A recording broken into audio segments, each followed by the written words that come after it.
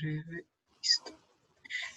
Buenas noches a todos y todas. Muchas gracias por su asistencia a esta nueva reunión virtual organizada por la Maestría en Derecho de la Empresa. En esta noche tenemos a Carlos Rivera Salazar, quien es abogado por la Pontificia Universidad Católica del Perú, y LLM por la Universidad de Texas, Estados Unidos. Es profesor de la Universidad Católica, de la Universidad de la PUC, y miembro de la Comisión de Procedimientos Concursales del INDECOPI. En esta noche estaremos conversando sobre procedimiento acelerado de refinanciación concursal del INDECOPI. Carlos tendrá un espacio para su exposición y ustedes pueden ir planteando sus consultas a través del chat. Al finalizar la ponencia, se las retransmitiré a Carlos. Sin más que decir, Carlos, muchas gracias por estar con nosotros y cuando tú gustes.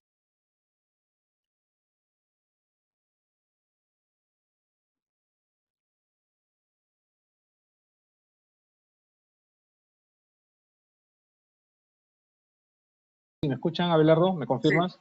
Sí, ok, muchas gracias. Buenas noches. Gracias, Abelardo. Gracias a la Maestría de Derecho de la Empresa de la Escuela de Posgrado de la Universidad Católica por la invitación.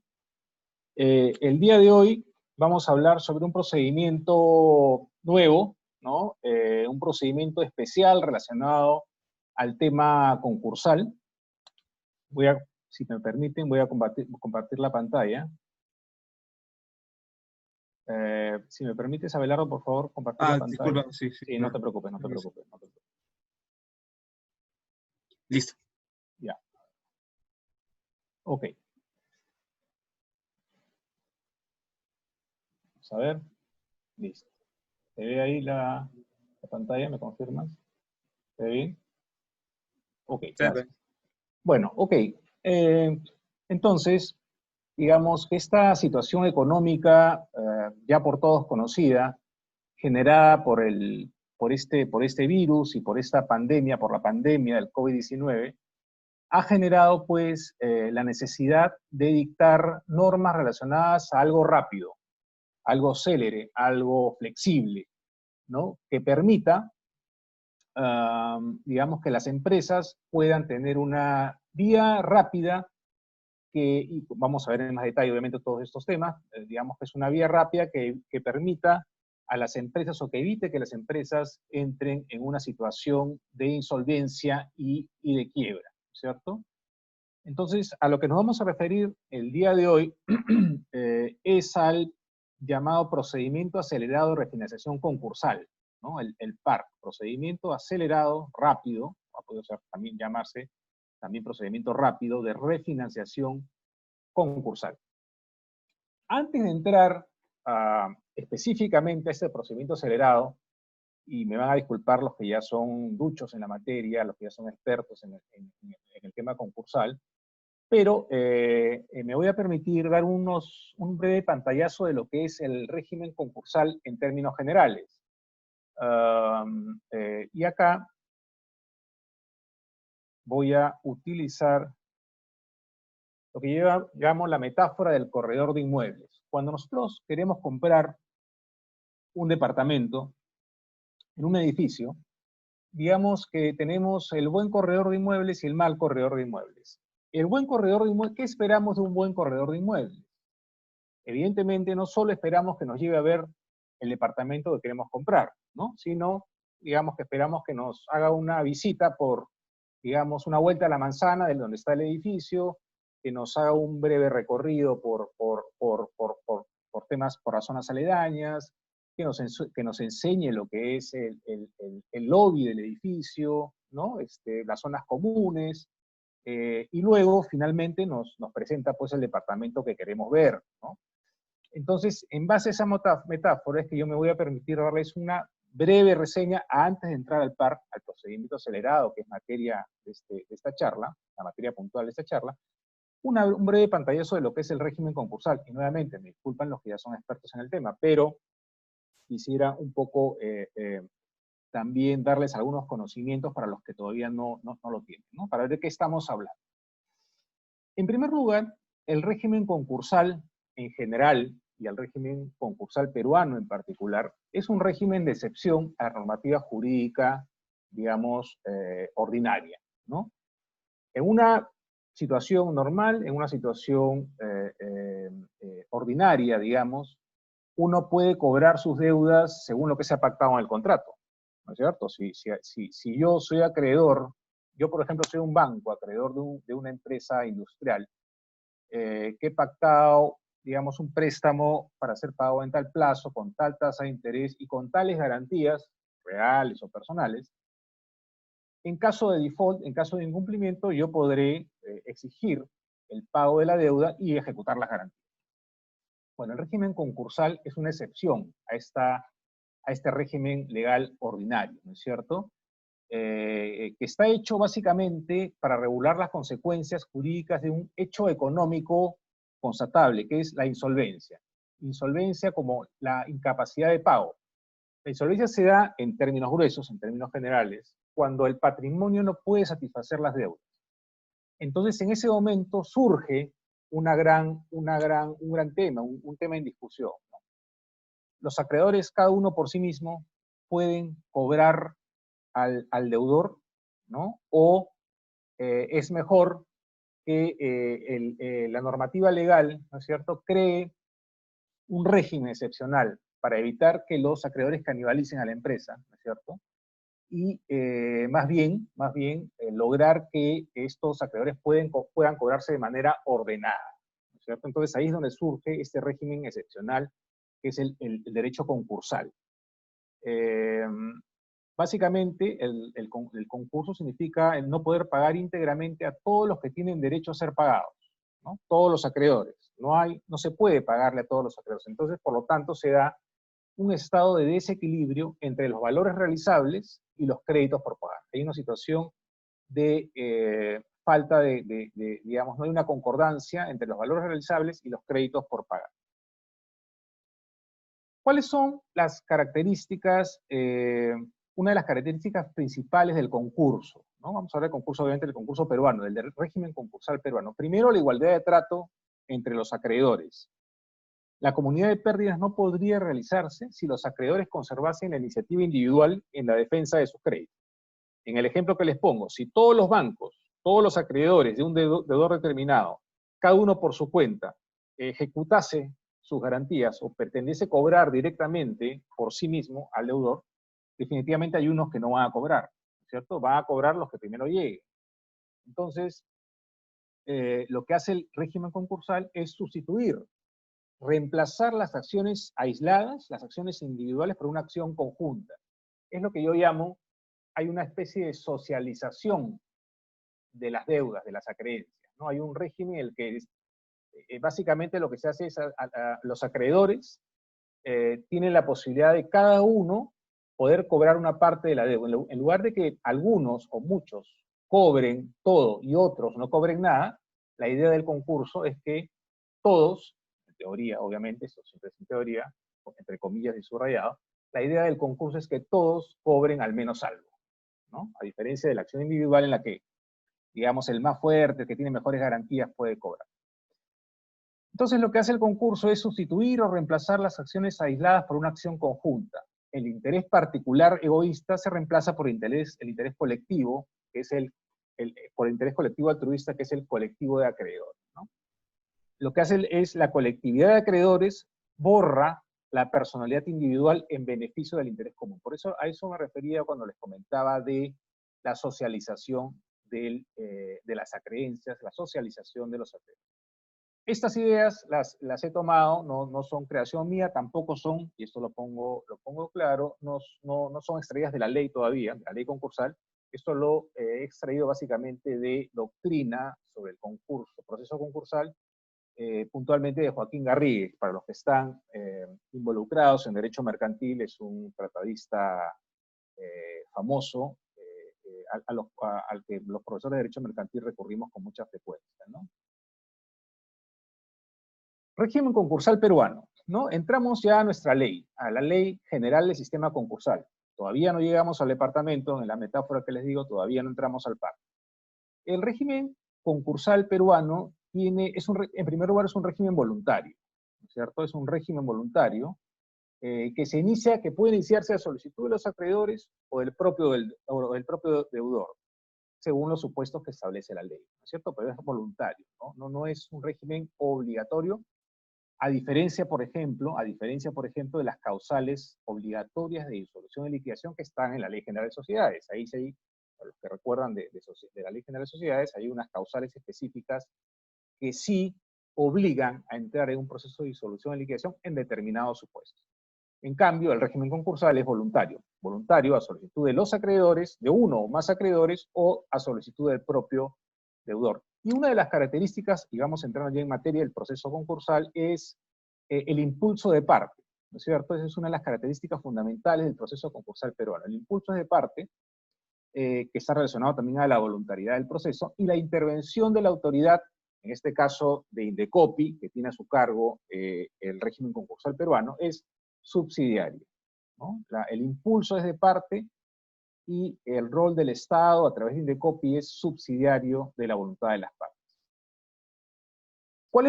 ¿En qué momento qué pasa, por ejemplo, si es que una empresa, y este es un punto de contacto entre la Ley General de Sociedades y la Ley General del Sistema Concursal, tienen alguna vinculación, alguna relación? ¿Qué pasa, por ejemplo, si una empresa está en régimen de disolución y liquidación bajo la Ley General de Sociedades, ¿no? Si es que esta empresa entra al proceso concursal bajo la Ley General del Sistema Concursal, se suspende el proceso de disolución y liquidación al amparo de la Ley de Sociedades.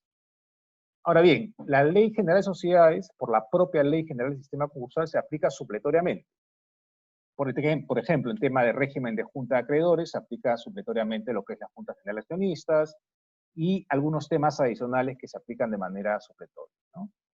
Otro tema de contacto, por ejemplo, entre la Ley General del Sistema Concursal y la Ley General de Sociedades. Cuando se da la quiebra, digamos, en el ámbito de la Ley General de Sociedades, el juez tiene que aplicar un capítulo específico sobre quiebra que está en la Ley General del Sistema Concursal, ¿no? Es simplemente un tema de cultura general de derecho concursal para tenerlo en cuenta. Ahora bien, ¿cuál es el objetivo? Y esta es una discusión interminable en derecho concursal. ¿Cuál es el objetivo del concurso, del régimen concursal peruano? ¿La recuperación del crédito o la recuperación de la empresa? ¿Qué busca nuestra legislación con estas normas extraordinarias, especiales para este esquema en que la empresa entra en proceso de insolvencia? ¿Que los acreedores recuperen su crédito o que la empresa salga a flote? Bueno, esa es una discusión y en la doctrina también se dan posiciones de un lado, posiciones del otro lado. Incluso nuestra propia legislación ha tenido idas y vueltas sobre ese tema. Lo cierto es que hoy en día, 22 de junio del 2020, nuestra ley de sistema concursal establece que la recuperación del crédito es el fin de la Ley General del Sistema Concursal. No es la recuperación de la empresa, sino la recuperación del crédito. Evidentemente, esto, digamos, no es que sean temas absolutamente ajenos. Digamos que finalmente también va a repercutir, o puede repercutir, si es que los acreedores optan por la reestructuración patrimonial, puede repercutir en la salvación o recuperación de la empresa, ¿no? Y esto ténganlo en cuenta porque ahorita que entremos al par vamos a ver que tiene un objetivo distinto. No se habla de la recuperación del crédito de manera como un objetivo principal, ¿no?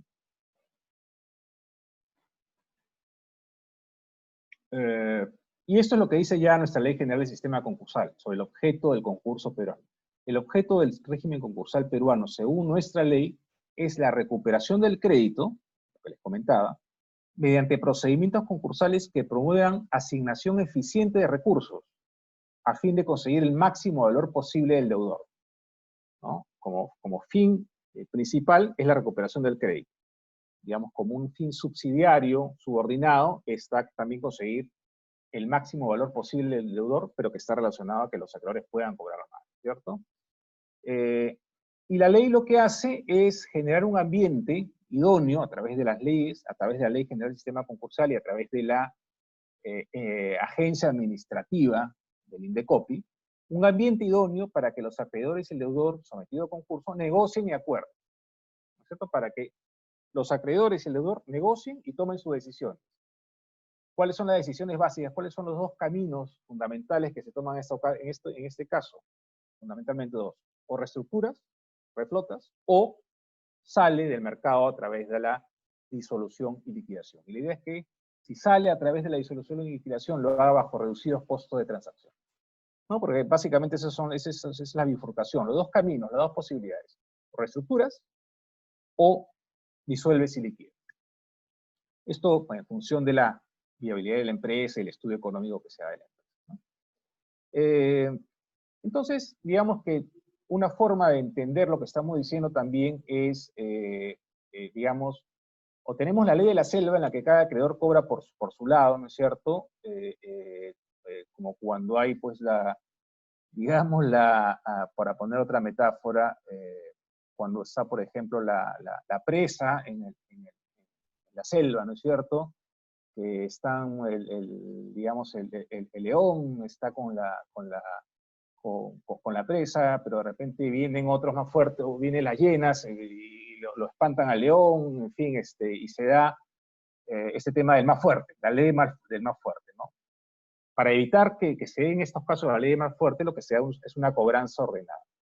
También algunos en la doctrina explican lo que es el efecto buffet, ¿no?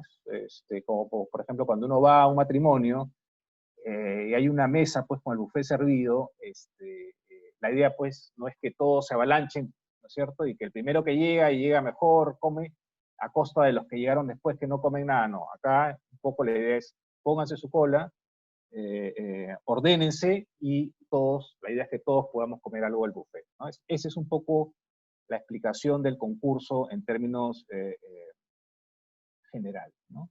La razón de ser del concurso. Ok, entonces acá entramos a algunas características del régimen concursal peruano. Una primera es la privatización del proceso, ¿no?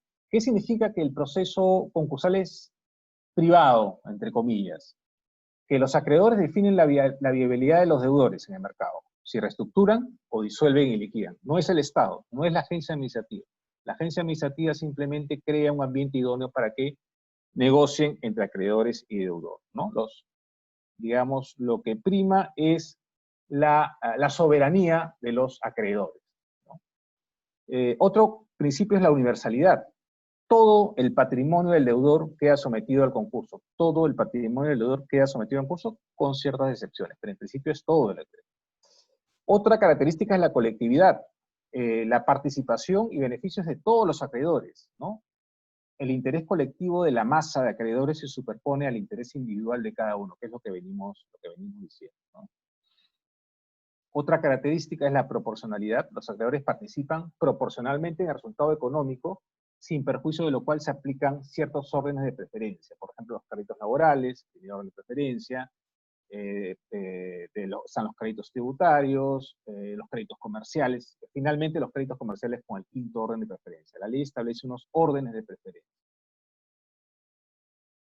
Bueno, y la razón de ser, o una de las consecuencias más importantes de la declaratoria de insolvencia es la suspensión de la exigibilidad de las obligaciones, justamente para evitar que todos se coman el buffet y algunos, o que algunos coman el buffet y dejen a otros sin nada, ¿no? Entonces, luego de que se difunde el proceso concursal, hay una suspensión de la exigibilidad de las obligaciones. Nadie puede exigirle por su cuenta, ni judicial ni extrajudicialmente, nadie puede exigirle por su cuenta nada al deudor. Todo se somete digamos, a la que la Junta apruebe, a la que la Junta de Acreedores apruebe. Ojo, y en este momento la Junta de Acreedores reemplaza a la Junta de Accionistas, ¿cierto? Y bueno, cuando la Junta de Acreedores reunida en base a las mayorías que establece la ley toma una decisión que puede ser o reestructuras a la empresa, ¿no? Por lo tanto se aprueba un plan de reestructuración, o disuelves y liquidas a la empresa, por lo tanto, en cuyo caso se aplica un convenio de liquidación, ¿no es cierto? Hasta ese momento, es decir, desde que se publica el concurso hasta que la Junta de Acreedores tome la decisión, que son no pocos meses, hay una suspensión de la exigibilidad de las obligaciones, ¿no? Y esta suspensión es justamente un marco de protección legal al patrimonio del deudor. Y también se da lo que, digamos, la ley establece como ineficacia de actos del deudor. Hay un periodo de sospecha de un año previo al concurso, durante el año previo al concurso, lo que se llama el periodo de sospecha, que permite en determinados supuestos que uno o más acreedores pidan la resolución judicial de determinados actos jurídicos, de determinados contratos, si es que se llega a determinar que el deudor los hizo de mala fe y para evadir su responsabilidad frente a los acreedores. Es un proceso judicial que corre o puede correr paralelo al procedimiento administrativo. Y bueno, el procedimiento concursal ordinario, como les comentaba, puede iniciarse a solicitud del deudor o a solicitud de uno o más acreedores. A solicitud del deudor, y eso está en la Ley General del Sistema Concursal, el propio deudor puede pedir que Indecopi concluya de que se inicie su proceso concursal. ¿En qué supuestos? Cuando más de un tercio de sus obligaciones vencidas e impagas por 30 días, cuando más de un tercio de sus obligaciones estén vencidas e impagas por 30 días, o cuando tenga pérdidas acumuladas de deducidas reservas mayores a un tercio del capital social. Y si no está en ninguno de estos supuestos, puede acogerse a un proceso, digamos, especial, es más célere, que es el concurso preventivo, ¿no? En el cual se da no un plan de refinanciación, sino un acuerdo global de refinanciación. Dicho sea de paso, este concurso preventivo es el que se va a aplicar supletoriamente a nuestro país. Entonces hemos visto en la diapositiva anterior que el propio deudor puede pedir su concurso, pero también los acreedores. Los acreedores, claro que sí, pueden pedir el concurso del deudor. ¿En qué casos? La ley establece específicamente que cuando hayan créditos impagos vencidos por más de 30 días y mayores a 50 unidades, perdón, por mayores de 30 días luego del vencimiento, y siempre y cuando sean mayores a 50 unidades impositivas tributarias. Entonces, lo que hace la Comisión de Protección al Consumidor es evaluar si los acreedores cumplen con esos requisitos, ¿no? Si, por ejemplo, como suele suceder, no llegan a las 50 unidades impositivas tributarias, se declara improcedente la solicitud, y bueno, el acreedor tendrá pues que juntarse con otros más para llegar a las 50 UITs y poder pedir el concurso, ¿no? A veces también los acreedores llegan al monto de 50 OITs, ¿no es cierto? Pero la ley establece que debe dársele al deudor la posibilidad de ofrecer una modalidad de pago, ¿no? Lo que hace la comisión concursal de Indecopi es, señor deudor, acá hay acreedores cuyos créditos, digamos, han vencido por más de 30 días, suman, en conjunto son mayores de 50 OITs, ofrezca usted alguna modalidad de pago, ¿no? Y el deudor puede ofrecer una modalidad de pago y queda sujeto a que los acreedores acepten esa modalidad de pago o no. Ya es la soberanía de los acreedores. Bueno, las personas naturales, el concurso de las personas naturales, sociedades conyugales o sucesiones indivisas tienen otros requisitos. No es el caso en este momento profundizar. Y como le decía, hay básicamente dos grandes caminos. O reestructuras a la empresa, con lo cual entras a un proceso largo de reestructuración patrimonial, o disuelves y liquidas, ¿no? Entonces, estos procesos son pues largos, son para situaciones, digamos, normales, vamos a decirlo así, en las que no hay una situación económica apremiante como es la que estamos viviendo ahora a raíz de la pandemia del COVID-19. Entonces, ya entrando en materia y siguiendo nuestra metáfora del inicio, entrando ya al departamento que queremos comprar, estamos pues ante una situación económica bien complicada, que es la que ha generado la pandemia del COVID-19. Entonces, el Estado tiene que tener alguna solución, como la ha tenido también en otros países. ¿Qué hacemos, digamos, para evitar el resquebrajamiento de la cadena de pagos, el resquebrajamiento de muchas empresas que pueden irse a la quiebra? La pregunta es, ¿nos sirve el proceso que tenemos en nuestra Ley General del Sistema Concursal?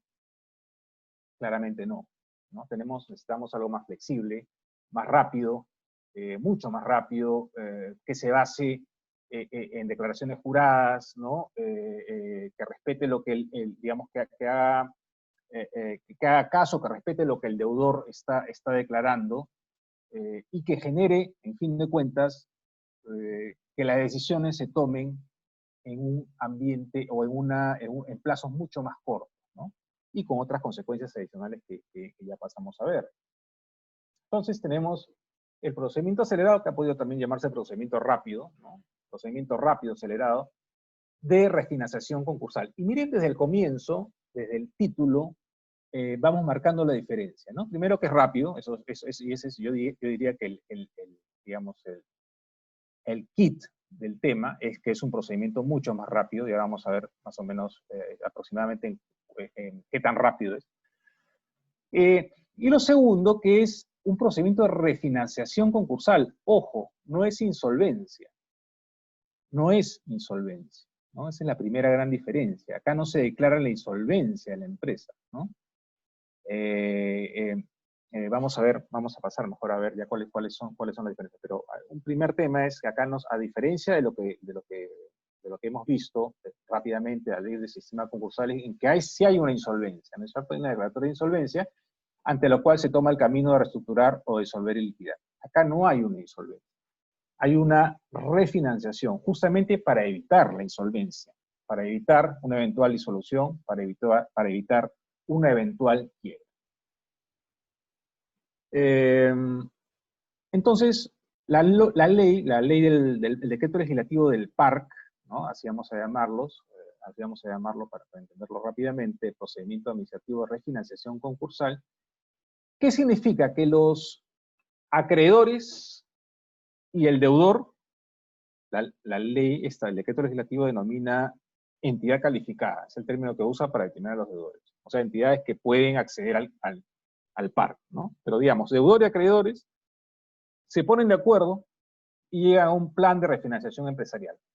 Claro, ustedes me pueden preguntar, profesor, ¿y existe la posibilidad de que entre deudor y acreedores se pongan de acuerdo sobre cómo refinanciar sus deudas fuera de este procedimiento? Claro, claro que sí. Siempre existe la posibilidad de que vía privada las partes se pongan de acuerdo en un plan de refinanciación. De repente, si solamente es un acreedor, de repente tiene dos acreedores que son bancos, y por X, Y o Z razones no les conviene entrar al PAR, es posible que de manera privada las partes lleguen a un acuerdo, ¿no? Pero si luego de hacer la evaluación correspondiente, el deudor determina que le conviene ingresar por esta ruta del PARC, bueno, el Estado le está dando esta posibilidad, ¿no? De llegar de pedir, digamos, el amparo, la protección del Estado para que llegar a un acuerdo de refinanciación empresarial con sus acreedores, ¿no? Entonces, de ahora en adelante vamos a llamar PAR al proceso que hemos comentado, y PRE, que es el plan de refinanciación empresarial. ¿Cuál es la finalidad de esta norma? A diferencia, recuerdan lo que hemos visto del proceso concursal normal, tradicional, en que lo que importa, según la propia ley, es la recuperación del crédito. Acá, por propia definición, por la propia norma, lo que importa, en principio, de manera directa, de acuerdo a la norma, es proteger a la empresa, ¿no? Evitar la ruptura de la cadena de pagos, evitar que muchas empresas entren en insolvencia.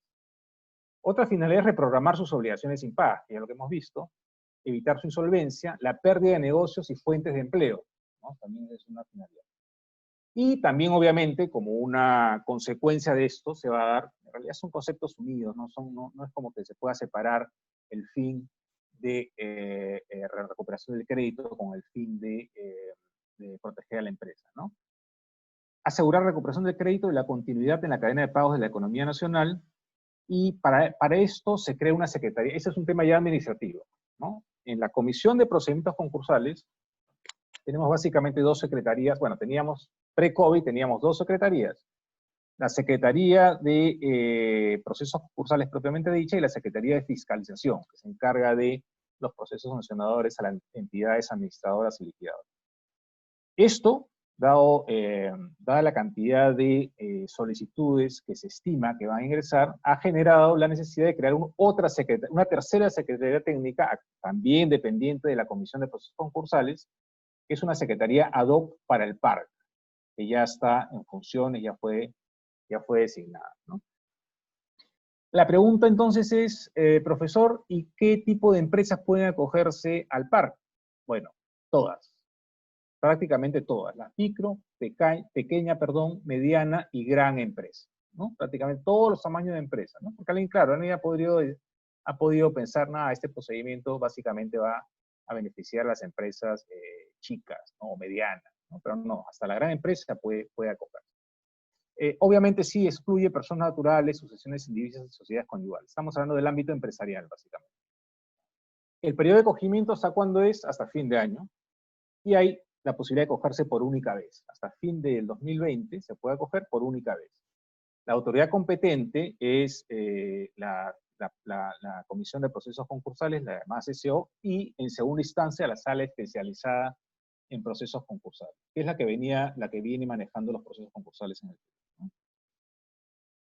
A ver, ¿qué características generales tenemos del PAR? Primero, y esta es una gran novedad, y que está muy a tono, muy relacionado con el hecho de que sea un procedimiento expeditivo, rápido, es un procedimiento 100% electrónico, obviamente, ¿no es cierto? ¿Se imaginan ustedes que este procedimiento fuera presencial, tradicional, de ir a dejar la solicitud por mesa de partes, ¿no? A San Borja, en fin, este procedimiento es 100% electrónico, todo es remoto, todo es virtual, absolutamente todo, 100%.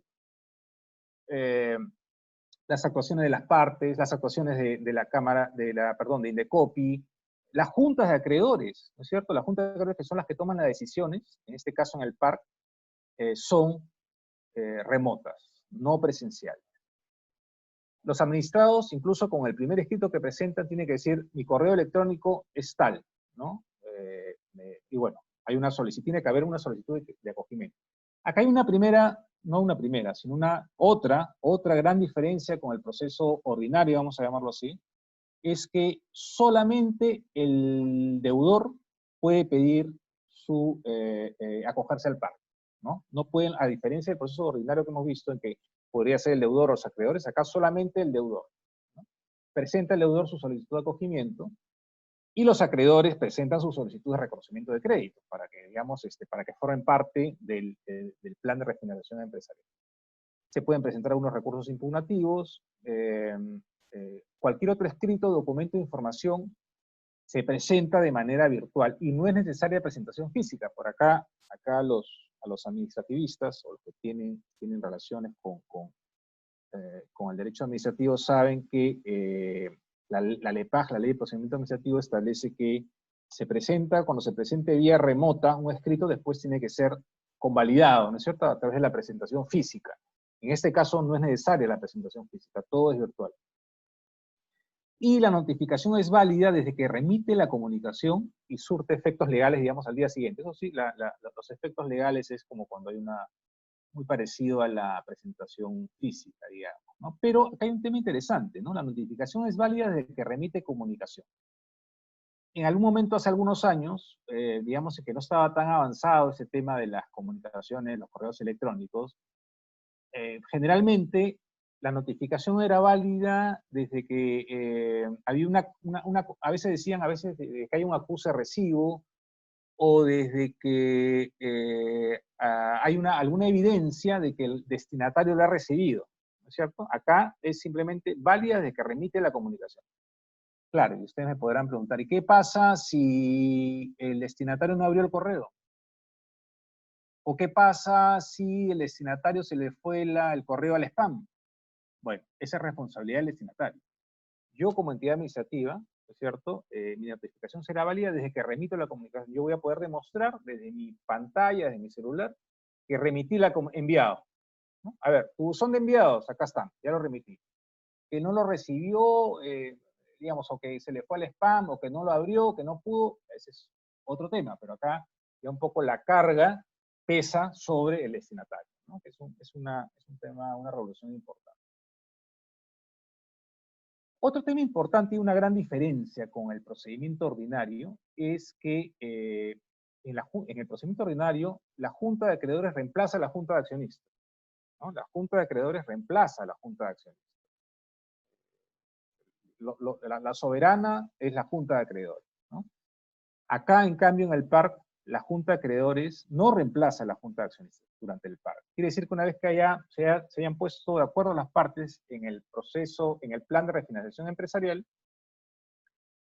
todo va a seguir normal entre comillas, ¿no? La Junta de Accionistas va a seguir en funciones, y la propia administración, el directorio, ¿no es cierto?, la gerencia general de la empresa, va a seguir igual, no va a haber un desapoderamiento, a diferencia también del régimen ordinario, en el que cuando hay un proceso concursal, la Junta de Acreedores reemplaza a la Junta de Accionistas y se nombra un administrador concursal, en caso de reestructuración, o una empresa liquidadora en caso de disolución y liquidación, ¿no? Pero, digamos, en resumen, en el proceso ordinario, básicamente, la Junta de Accionistas sale del mapa, el directorio sale del mapa, la gerencia sale del mapa, ¿no? Acá, no, acá la Junta de Accionistas sigue en el mapa, el directorio sigue en el mapa y el gerente general sigue en el mapa, con su plan de refinanciación empresarial bajo el brazo, ¿no? Y bueno, la ley establece algunos procedimientos de evaluación previa con silencio administrativo negativo, ¿no? Por ejemplo, la solicitud que hace el deudor para acogerse al PAR, la solicitud que hacen los acreedores para que se reconozcan los créditos, las apelaciones que hay para la posibilidad de apelar que hay de ambas solicitudes, y la impugnación sobre la aprobación o desaprobación del plan del plan de refinanciación empresarial, ¿no? Es un silencio administrativo negativo.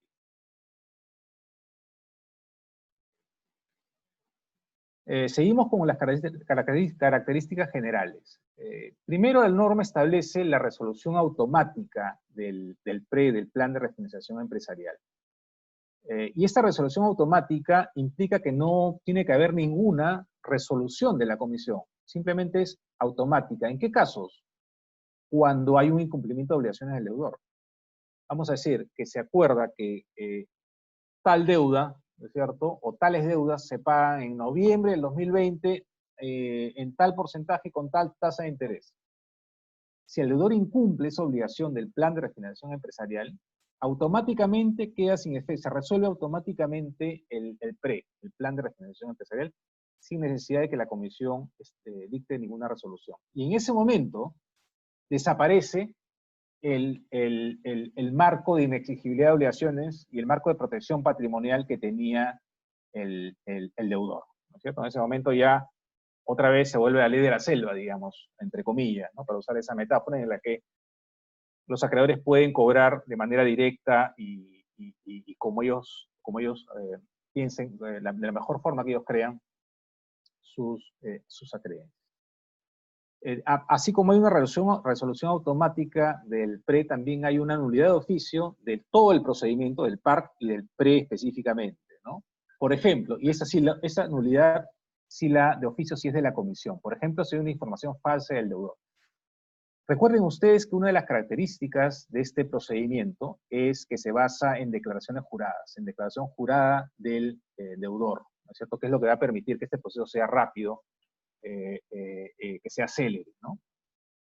Entonces, si es que hay una información falsa del deudor, la comisión de Indecopi puede de oficio declarar la nulidad durante un plazo de un año. El plazo de prescripción es de un año y habrán sanciones administrativas, civiles o penales también. Eso sin perjuicio de las sanciones administrativas, civiles o penales, ¿no? Por ejemplo, en el proceso ordinario, digamos, la comisión tiene una labor importante en verificar la legitimidad de los créditos, ¿no? Por ejemplo, una letra de cambio, por ejemplo, un préstamo bancario, una creencia a través de bonos, por ejemplo. Entonces la comisión evalúa el origen de los créditos, la legitimidad de los créditos. Acá un poco se va a basar en la declaración jurada.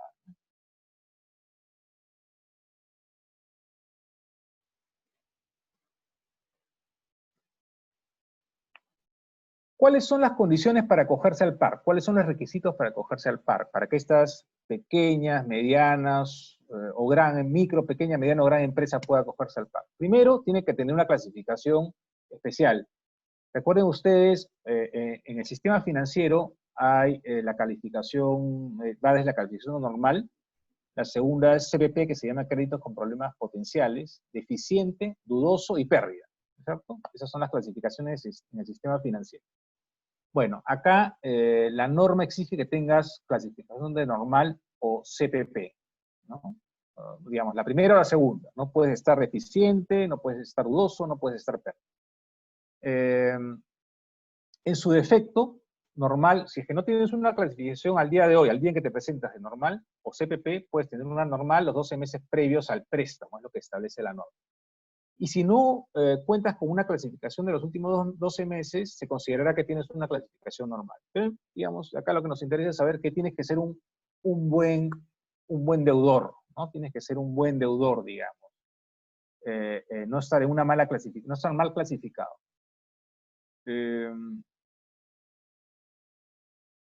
No puedes tener un procedimiento concursal abierto, un concursal ordinario preventivo. No puedes tener un proceso concursal bajo la Ley General del Sistema Concursal abierto y difundido ya por el boletín concursal.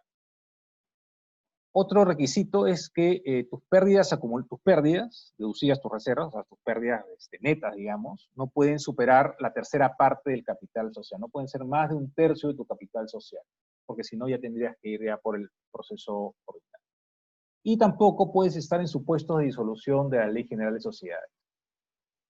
El PARC solo se inicia, eso ya lo hemos comentado, solo se inicia a pedido del deudor. Los acreedores no pueden pedir que un deudor, los bancos, por ejemplo, acreedores no pueden pedir que un deudor entre al pago, solamente el deudor. Luego, una de las características que va de la mano con esta agilidad del PARC es que se usan todos, básicamente todo es en base a formatos, ¿no? Ya han sido aprobados por la Comisión de Procesos Concursales los formatos de solicitud, los formatos de reconocimiento de créditos, los formatos de junta de acreedores, etcétera, etcétera. Todo se usa, todo se presenta a través de formatos, lo cual evidentemente aligera muchísimo la evaluación por parte de la autoridad administrativa. Si no se usan estos formatos, la declaración será inadmisible. Uno de los temas que tiene que presentar, porque acuérdense que este PARC está estrechamente relacionado al tema de la pandemia por el COVID-19, ¿no es cierto? Entonces, tiene que presentar un resumen ejecutivo del deudor explicando por qué su crisis se origina por el COVID-19. Evidentemente, si su crisis no se ha originado por el COVID-19, sino se ha originado por motivos previos, por una situación económica, mala situación económica previa a la pandemia, tendrá siempre el camino del proceso concursal. Entonces, tiene que haber una relación entre la situación económica negativa generada por el aislamiento social obligatorio y su mala situación económica, ¿no? Y esto es en base a una declaración jurada. Tiene también que demostrar que le ha comunicado a su Junta General de Accionistas la decisión de que van a presentar una solicitud para acogerse al PAR. Es un requisito, y obviamente las generales de ley de siempre, que es el RUC, el DNI del representante, los poderes en registros públicos, etcétera, etcétera, etcétera, ¿no? Pero ahí lo fundamental es, digamos, este resumen ejecutivo sobre el origen de la crisis, el uso de formatos y la comunicación a la Junta, ¿no? También, bueno, esto también ya lo hemos comentado, la constancia normal o CPP, de central de riesgos, con una antigüedad no mayor a 2 meses, tiene que presentar información financiera, al cierre del 2019 y un cierre mensual con antigüedad no mayor a 2 meses. Y la relación de obligaciones, ¿no es cierto? El deudor tiene que decir, yo debo esto, acá está la lista de todo lo que debo, con el nombre del acreedor, el monto deudado, por capital, por intereses, por gastos, y tengo que precisar si alguno de los acreedores que menciono son vinculados a mí, en base a los criterios de vinculación que establece la ley del sistema concursal. Hay una declaración jurada, como les comento, y esto posibilita también la agilidad de la revisión, bajo responsabilidad civil y penal, ojo, declaración jurada bajo responsabilidad civil y penal, ¿sobre qué? Primero, que la información que presenta es veraz, que los poderes son suficientes, que el origen de la crisis se debe a el aislamiento social obligatorio por el COVID-19, que no existen impedimentos para el acogimiento, ¿no es cierto? En la norma hay ciertos detalles sobre los impedimentos, y se obliga también se compromete a presentar el plan de refinanciación, ¿no es cierto?, dentro del plazo que establece la norma. Todo eso se establece en la declaración jurada. Y bueno, hay una tasa administrativa que hay que pagar, perdón. Hay una tasa administrativa que hay que pagar. ¿Cuántos días? Y acá comienza, digamos, el acortamiento de los plazos, ¿no? ¿Cuántos días tiene la comisión? Tiene 5 días hábiles. O sea, es un procedimiento fulminante. 5 días hábiles para verificar requisitos de admisibilidad, lo cual no sería posible si no se usaran formatos, si no hubiera declaración jurada. Y si no cumple con los requisitos, tendrá pues 2 días para subsanar, ¿no? Se declarará inadmisible y simplemente se le da el derecho de subsanar, pero dentro de 2 días.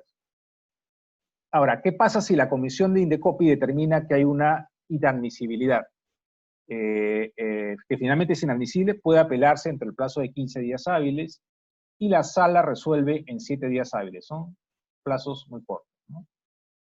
Una vez que ya quedó firme la resolución de acogimiento, digamos, el beneficio del acogimiento al PARC, se publica, ya no en el peruano, como antiguamente se decía, sino en el boletín concursal de Indecopi, que está en la página web de Indecopi, y se notifica a los deudores.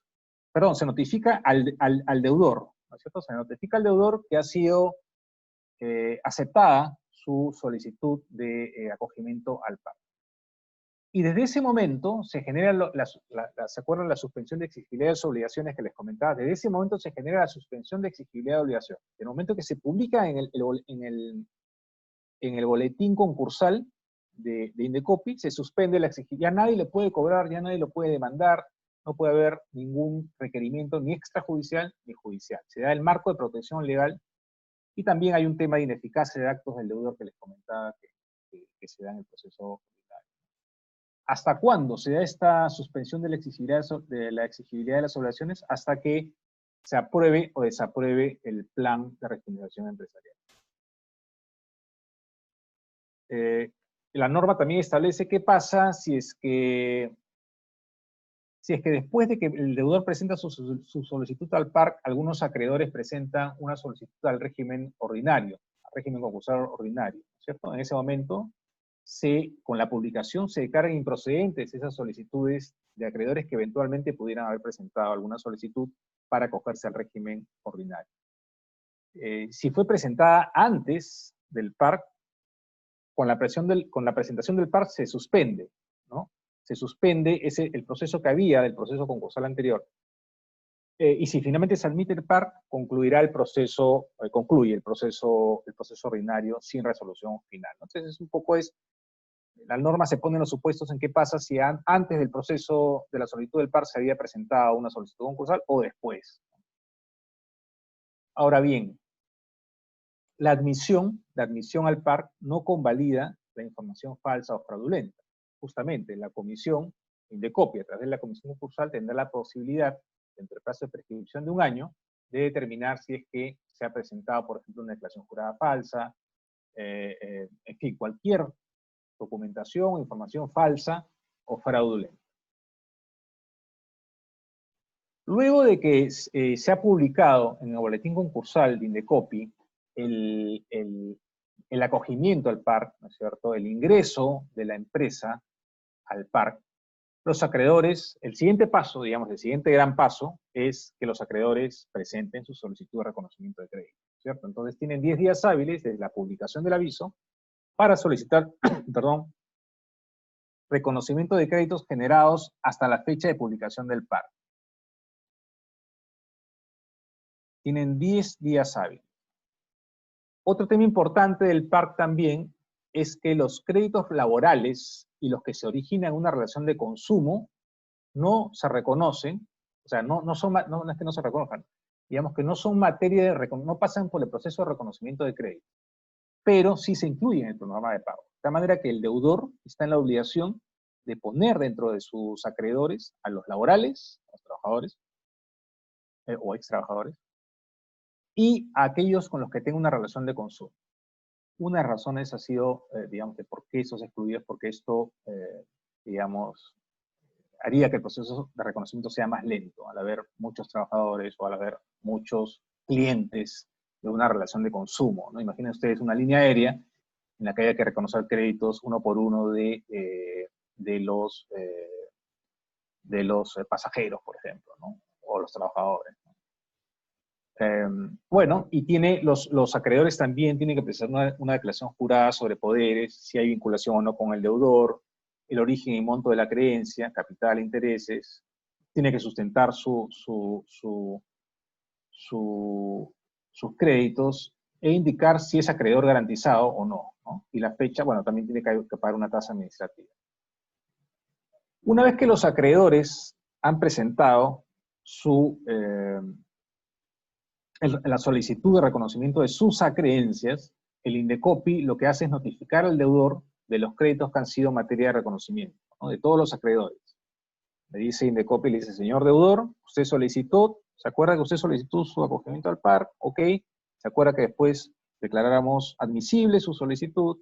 ¿Se acuerda que después publicamos en el boletín concursal de Indecopi su solicitud? Bueno, pues, después de eso, los acreedores han venido, se han presentado, han pedido que nosotros como Indecopi le reconozcamos los créditos, y ahora acá está, señor deudor, estos son todos los créditos reconocidos, ¿no?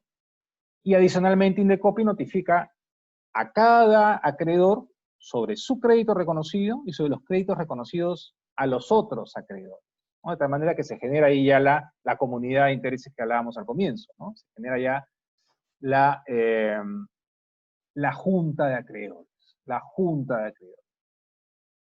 Estos acreedores reconocidos son los únicos, estos acreedores reconocidos que conforman la junta de acreedores son los únicos que tienen derecho a voz y voto para pronunciarse sobre la aceptación o no aceptación del plan de refinanciación empresarial, ¿no? Son los que se van los que van a decidir finalmente sobre si aprueba o no el plan de refinanciación empresarial. Dentro de los 15 días, el acreedor o el deudor puede apelar si no está de acuerdo con la decisión de aprobar o desaprobar el plan de refinanciación empresarial. Una vez que ya se aprobó, la solicitud de acogimiento la solicitud de acogimiento al PAR, y una vez que ya se aprobó quiénes son los acreedores que tienen derecho al crédito y los que tienen derecho a participar en la Junta de Acreedores con voz y voto, Indecopi publica la convocatoria para la Junta de Acreedores, ¿no es cierto? También en el boletín concursal, ojo, ya no es en el peruano, es en el boletín concursal Indecopi. Publica la convocatoria de la Junta de Acreedores a los 20 días para que se lleve a cabo en los 15 días siguientes. Y esa Junta de Acreedores es la que finalmente va a decidir si aprueba o no el plan de refinanciación empresarial, ¿no? Y luego de esa publicación, el deudor está en la obligación de presentar a la autoridad administrativa y a todos los acreedores la propuesta del plan de refinanciación empresarial. Probablemente en esos casos haya, digamos, negociaciones previas, conversaciones previas para presentar un plan de refinanciación empresarial. Pero el deudor tiene esta obligación. Otro tema importante es que la Junta de Acreedores se realiza una fecha única. No es que hay primera convocatoria, segunda convocatoria, no. Fecha única, única fecha. Eso tiene que ver también con la agilidad del proceso. ¿Cuál es el quórum para que la Junta de Acreedores pueda reunirse válidamente y tomar la decisión que corresponda? Que es el único tema de agenda es aprobación o desaprobación del PRE, ¿no? El quórum es más del 50% de los créditos que han sido reconocidos. Y como esta reunión es una reunión remota, digamos, como la que estamos teniendo ahorita, seguramente es una Junta de Acreedores, en fin, no le estoy haciendo marketing al Zoom, es cualquier otra plataforma, ¿cierto? Cualquier otra plataforma que permita una reunión no presencial. La ley establece que participa un notario, o sea, a costa del deudor, ¿no? El costo lo asume el deudor, que va a conducir la sesión, verificar el quórum de instalación, la mayoría para los acuerdos, va a levantar un acta, va a firmar el acta y la va a remitir a Indecopi con la grabación, ¿no es cierto?, sobre los acuerdos adoptados. La norma establece que el Indecopi puede decidir que alguno de sus funcionarios discrecionalmente pueda participar o no, ¿no? Es una discreción de la autoridad administrativa. Ok, hemos dicho entonces que para el quórum necesario para que se reúna es de 50% o más de los créditos reconocidos. ¿Y cuál es la mayoría necesaria para que los acreedores puedan aprobar el PRE? La norma establece que se requiere más del 50% de los créditos reconocidos. En este porcentaje, en este 50%, no se computan ni los laborales ni los vinculados, ¿no? Y que tampoco tienen derecho a voto. Ya Indecopi ha establecido a través de una directiva cuál es el procedimiento que se va a seguir para las reuniones virtuales de la Junta de Acreedores. Que por lo demás, este es un paréntesis, también es un procedimiento que se va a utilizar para los procesos ordinarios, ¿no? Para los procesos concursales ordinarios, ¿no? Todas las juntas de acreedores van a ser virtuales. Ok, entonces se aceptó la solicitud de acogimiento al PAR, se publicó en el boletín concursal esta admisión al PAR, se reconocieron los créditos perdón, de los acreedores. Y bueno, la Junta se da la fecha en que tiene que realizarse la Junta de Acreedores, ¿no es cierto? Entonces acá hay dos posibilidades, ¿no? No hay otra, ¿no? O aprueban o desaprueban. En ambos casos concluye el par. O sea, sale de la esfera de la autoridad administrativa, a diferencia del proceso concursal, en que la autoridad administrativa acompaña subsidiariamente durante todo el proceso de reestructuración o durante todo el proceso de disolución y liquidación, aplicando las normas del concurso peruano, regulando a las entidades administradoras, regulando a las entidades liquidadoras. En el caso del PARC, una vez que se da la Junta de Acreedores que aprueba o desaprueba el plan de refinanciación empresarial, simplemente concluye el proceso. ¿Qué significa que concluye el proceso? Que ya es un tema que lo va a ver directamente el deudor con sus acreedores, ¿no es cierto? Ellos van a decir, ok, nos hemos puesto de acuerdo en este documento, donde está, que es el PRE, ¿no? El plan de refinanciación empresarial. En ese documento está cuánto te debo, cómo te voy a pagar, con qué tasa de interés, en qué plazo, etcétera, etcétera, etcétera. Ese es el documento que va a guiar las relaciones entre el deudor y sus acreedores. Y este plan, así aprobado por la mayoría que les he señalado, va a obligar a todos los acreedores, incluso los que votaron en contra y los que no solicitaron reconocimiento, ¿no es cierto? Entonces, digamos, ahí los acreedores tienen que estar atentos a las publicaciones que hay en el boletín concursal sobre las empresas que solicitan el acogimiento, porque este PRE va a obligar a los acreedores, ¿no es cierto?, incluyendo los que votaron en contra y los que no solicitaron reconocimiento. O un tema adicional es que el PRE se inscribe en registros públicos, en este caso en la partida correspondiente a la persona jurídica, ¿no?, en el registro público. Ahora bien, el acuerdo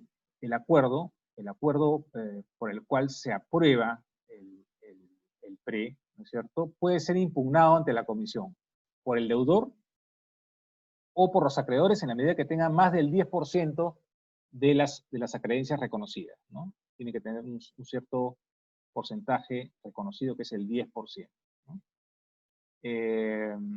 Ahora, para que estos acreedores que representen el más del 10% de las acreencias reconocidas puedan impugnar el acuerdo, tendría que darse dos supuestos. Primero, que haya votado en contra, ¿no? Si es que se abstuvo o no dijo nada, simplemente no puede impugnar. Primero, que haya votado en contra. Y segundo, que se haya reservado el derecho de impugnar el acta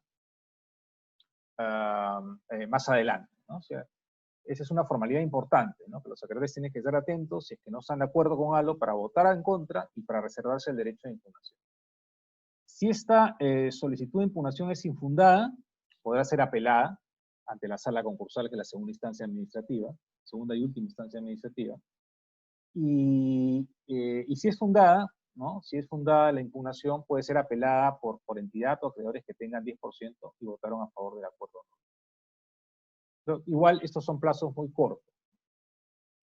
¿Cuáles son los supuestos de nulidad del plan de refinanciación empresarial? Primero, a pedido de parte, ¿no? El 10% de acreedores, el 10% de acreedores puede solicitar la nulidad del plan de refinanciación empresarial por incumplimiento de formalidades legales, disposiciones legales o abuso de derechos. O sea, era materia de evaluación por la autoridad administrativa. Pero también de oficio, la propia autoridad administrativa puede declarar la nulidad del plan por estas mismas causales, ¿no? Pero tiene un plazo perentorio de 10 días de recibir el acta por el notario. Una vez que queda firme o consentida la nulidad del PRE, la Junta puede, si es que finalmente la autoridad administrativa declara que el PRE, el plan de refinanciación empresarial, es nulo por alguna razón, se le da a la Junta el derecho de subsanarlo por una vez, por única vez, ¿no? Por lo tanto, en ese caso sí se podrá nuevamente reunir la Junta para subsanar la nulidad y regresar, digamos, salvar la causal de nulidad que puede tener el PRE y que el PAR, el proceso, pueda seguir adelante. Los requisitos mínimos del plan de refinanciación empresarial tiene que establecer, que es el documento, digamos, ¿no? El plan de refinanciación, el documento que va a ser el acuerdo entre el deudor y los acreedores. Tiene que tener créditos reconocidos y no reconocidos. Tienen que estar los créditos laborales y de consumo, que se acuerdan que no son materia de reconocimiento, pero sí tienen que estar en el plan. el tratamiento, cronograma de pago, perdón, por clase de acreedores. El 40% tiene que ser del pago de acreencias tiene que ser destinado para acreedores laborales, esa es la preferencia, digamos, con eso se compensa el hecho de que no sean, digamos, que no tengan la posibilidad de solicitar el reconocimiento de sus créditos. Sin embargo, la ley le dice al deudor, el 40% de los pagos que hagas tienen que ser destinados a los acreedores laborales y el 10% a los acreedores de consumo. Después tiene que tener también una provisión para créditos contingentes y la tasa de interés, obviamente, de la ley, ¿no? Este es un tema general que trajo este decreto legislativo, no solamente es para el PARC, ¿no? Entonces, para los que tienen también, ven procedimientos con Indecopi y otro tipo de procedimientos, esta es una norma, digamos, son disposiciones que se aplican de manera general a los procedimientos en Indecopi, no solo al PARC, ¿no? ¿Qué ha establecido el decreto legislativo sobre el procedimiento administrativo en general ante Indecopi? Que, digamos, la entidad Indecopi tiene que dar directivas para tramitar el proceso ordinario 100% virtual. Bueno, este es para el proceso ordinario concursal, 100% virtual, ¿no? Entonces, hacia eso estamos yendo, ¿no? A tramitar el proceso, no solo el PARC, sino también el proceso ordinario concursal de manera 100% virtual, ¿no? Otro tema también transversal a otras áreas de Indecopi es que las notificaciones de actos administrativos de procedimientos nuevos o en curso tienen que ser por correo electrónico. Entonces se ha abierto todo un procedimiento para que los administrados puedan enviar sus correos electrónicos o Indecopi pueda pedirlo, ¿no? Y nuevamente, lo que les comentaba hace un rato, ¿no? La notificación va a surtir efectos al día siguiente del envío, bajo responsabilidad del administrado. Entonces, no hay nada, digamos, el administrador no puede decir, me lo enviaron a spam, al spam, no pude porque, en fin, estaba fuera del país, ¿no? Es bajo responsabilidad del administrado. Entonces, la carga pesa ahora sobre el administrado. Antes, digamos que pesaba la carga sobre el administrador, ¿no es cierto? Porque había que demostrar que había acuse de recibo, en fin. Finalmente, de manera general, ¿cuáles son los beneficios, grosso modo, del PARC, que ya los hemos adelantado a lo largo de esta charla, a la cual les agradezco su masiva presencia? Primero, ya eso lo hemos comentado, en realidad es una especie de resumen, de repaso, es 100% virtual, ¿no es cierto? Ya no hay nada presencial, ya nadie tiene que ir a Indecopi a hacer nada. Segundo es la rapidez, evidentemente, debido a la reducción de plazos y a la virtualización que hemos comentado. Grosso modo se estima una reducción de 5 meses, una reducción de 5 meses versus lo que significaría un proceso ordinario de no haberse dictado el PARC, ¿no? Como ustedes han visto, hay una flexibilización de los requisitos para la aprobación y finalmente se espera pues que esta norma contribuya sensiblemente a reducir el número de empresas que podrían entrar en insolvencia o en quiebra, ¿no es cierto? Y evidentemente interrumpiendo así la cadena de pagos y el sistema empresarial peruano en general, ¿cierto? Bien, les agradezco muchísimo su presencia, espero haber satisfecho las expectativas y cualquier cosa estoy a su entera disposición. Abelardo. Muchas gracias, Carlos. De hecho, tenemos varias consultas, entonces voy a ver por dónde iniciar. Bueno, Dan Nakamura nos consulta. ¿El PRE propuesto por el deudor puede ser modificado por la JA o la Junta de Acreedores solo se remite a aprobar o desaprobar lo propuesto por el deudor? ¿Qué sucede en caso se judicializa la impugnación? ¿El PRE continúa o se suspende la ejecución del PRE? A ver, la Junta de Acreedores es la soberana, ¿no es cierto? Entonces, la Junta de Acreedores, es la que puede determinar la aprobación o desaprobación del PRE, ¿no es cierto? Entonces, está la posibilidad siempre de hacer cambios, finalmente, en la Junta de Acreedores, pero evidentemente tiene que contar con el consentimiento, evidentemente, del deudor, ¿no? Porque acuérdense que el deudor es el que pide su par, se acoge al par, ¿no es cierto? Entonces el deudor propone y los acreedores son los que tienen que aprobar esa propuesta del deudor, ¿cierto? Si quieren hacer un cambio, tiene que contar con el consentimiento del deudor. La norma no se ha puesto, digamos, no ha regulado el supuesto en que una autoridad judicial pueda determinar alguna suspensión del par, pero ahí aplicamos supletoriamente la Ley General del Sistema Concursal, que establece que para estos casos, para el caso concreto del concurso de acreedores, la autoridad competente es la autoridad concursal, ¿cierto? Entonces no se podría judicializar el proceso en principio, ¿no? Ok. Aunque justo había una consulta de la misma persona que preguntaba por la responsabilidad penal, si es para los directores, accionistas y gerente general, o sea, si quién recaería la responsabilidad penal. Sí, claro, efectivamente, entraríamos al régimen de la Ley General de Sociedades que establece la responsabilidad de la administración de la empresa, ¿no? Y ahí habría que determinar, digamos, en el proceso judicial correspondiente, quiénes son los que han tenido algún tipo de dolo o de negligencia grave o leve, en fin, si son los directores, como órgano colegiado, si es el gerente general, si son todos ellos también, eventualmente, ¿no? Pero bueno, pues, digamos, para redondear el tema, la ley habla de manera general, no establece quiénes son los responsables. Buena pregunta. La ley habla de manera general, ¿no? Dice, sin perjuicio de responsabilidad administrativa, civil y penal. No entra más detalle. Luego hay otra consulta. Bueno, son dos preguntas, de hecho, de Jorge Beltrán, que nos consulta. Cuando usted se refiere a la insolvencia del deudor, cuando el deudor también este estado en el sistema regular puede corresponder a una persona natural. Entonces, ¿considera usted que hubiera sido útil aplicar este procedimiento o uno similar para las personas naturales en el caso de los conflictos existentes en los contratos, como el arrendamiento, donde por problemas de ingresos económicos derivados de la COVID-19, estos arrendatarios no pueden pagar las rentas? Y otra pregunta de la misma persona. Al sustentarse este procedimiento, PARC, en declaraciones juradas y el control de veracidad es ex post, entonces, ¿qué seguridad jurídica existe para los acreedores? ¿Una agilidad a costo de inseguridad?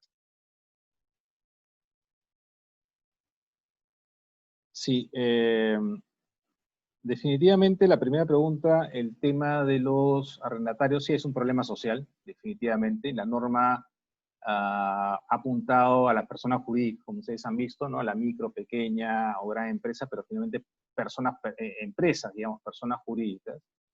Eh, Probablemente para las personas naturales también se necesita algún salvataje, ¿cierto? De hecho, se necesita algún salvataje. En este caso, el Congreso es el que de alguna manera está tocando el tema de congelamiento de intereses. Por ahí también se alzan voces diciendo de que el Banco de la Nación debería comprar la cartera de los bancos, la cartera crediticia de los bancos, y el Banco de la Nación, digamos, tratar directamente con los deudores personas naturales, en general, ¿no? No solamente los arrendatarios, sino los deudores en general, de los bancos, tratar con ellos para darle facilidades de pago, ¿no es cierto?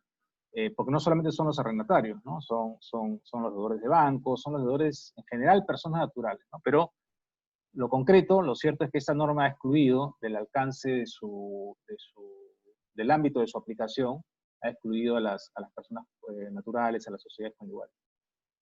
Que socialmente, económicamente, ameriten algún tipo de salvataje, algún tipo de protección, yo sí estoy de acuerdo, ¿no? Pero habría que ver cómo, ¿no es cierto? Habría que ver cómo sin, digamos, sin vulnerar el derecho a la empresa también el derecho de los acreedores. ¿No? Es un tema que hay que hilar muy fino. Agilidad versus inseguridad.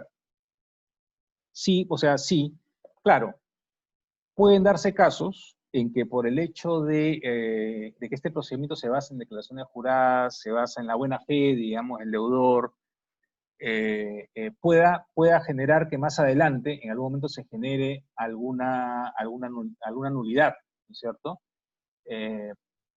Pero digamos que acá se aplica se está partiendo de la base de que porcentualmente hablando, ¿no es cierto? Los casos no van a ser los menos, van a ser los menos, eso se espera, que sean los menos, ¿no? Pero de otro modo, digamos, si es que no se optara por esta agilidad, definitivamente el sistema no funcionaba. Entonces, un pasivo, digamos, la carne viene con hueso, digamos, ¿no? Si bien esto va a permitir la agilidad, efectivamente, en determinados casos pueden darse problemas de nulidades por declaraciones falsas. Es un tema que no, digamos, no se descarta, ¿no? Pero esperemos que no sean el mayor porcentaje de los casos, ¿no? Pero sí digamos, hay una dicotomía y podría darse eso.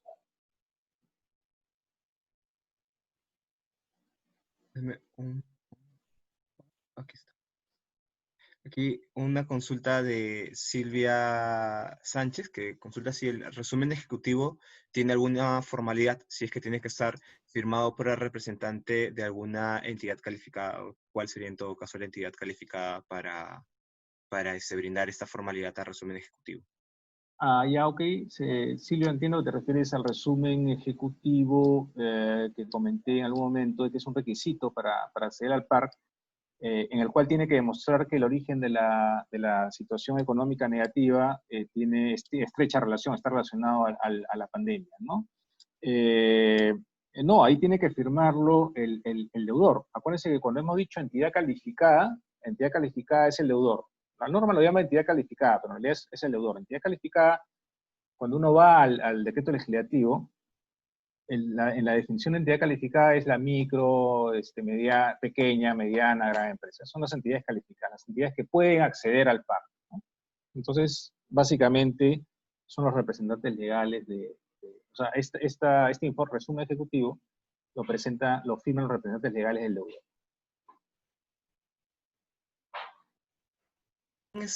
Ahora no le encuentro preciso la pregunta, pero refería justo como es un proceso electrónico y se tiene que entregar firmado, qué tipo de firma se utiliza, ¿no? Una firma digital registrada, ¿qué es ese aspecto, cómo se está abordando? Ya, la norma lo que dice es, para la firma de documentos, de manera general, lo trata, dice, se utilizarán todos los sistemas de firma que permita la legislación peruana. No entra al detalle de qué tipo de firma es, ¿no? Entonces ahí entendemos que es firma digital, ¿no es cierto? Luego, Carlos, ya es más sobre el tema de la recepción del mail, que justo estábamos también conversando. Respecto al efecto de la recepción del mail, ¿es factible que la central de notificaciones se comunique con el administrado? Pregunto, ya que algunas entidades estatales o privadas se comunican para que se haga de conocimiento. Buen punto, sí. No se descarta, no está en la norma, ¿no es cierto? No está en la norma, pero sí me parece una salida interesante, una propuesta atendible, digamos, para tener cierta certeza, digamos, determinada certeza de que ha sido recibido y que todo está en orden, ¿no? Sí, sí, es un esfuerzo adicional que puede hacer la administración, sin embargo, la ley no lo establece, ¿no es cierto? La ley establece que es bajo responsabilidad del administrado una vez que el correo es enviado a su casilla electrónica. Luego consulta Sixto Chávez. La empresa que se coja a Reactiva o a FAEMIPE puede solicitar la apertura de un parque. ¿El acreedor formaría parte de la junta? La norma no establece ninguna restricción, al menos la norma del PARC no establece ninguna restricción. No conozco si es que la norma específica del Reactiva establece una limitación, pero la norma del PARC no establece ninguna restricción. Pero la norma sí, del PARC no establece ninguna limitación ni ninguna restricción. Luego consulta Antonio Carmelino si se ha previsto la intervención de clasificadores de riesgo para acreditar la situación o viabilidad de las empresas. No, la norma no ha previsto esa posibilidad. También es una intervención interesante, ¿no? Una propuesta interesante, pero digamos que la norma digamos, ha previsto de que esto podría alentejar un poco más el proceso, ¿cierto? Entonces lo que ha buscado es justamente agilizar el proceso de reconocimiento. No, no está previsto en la norma.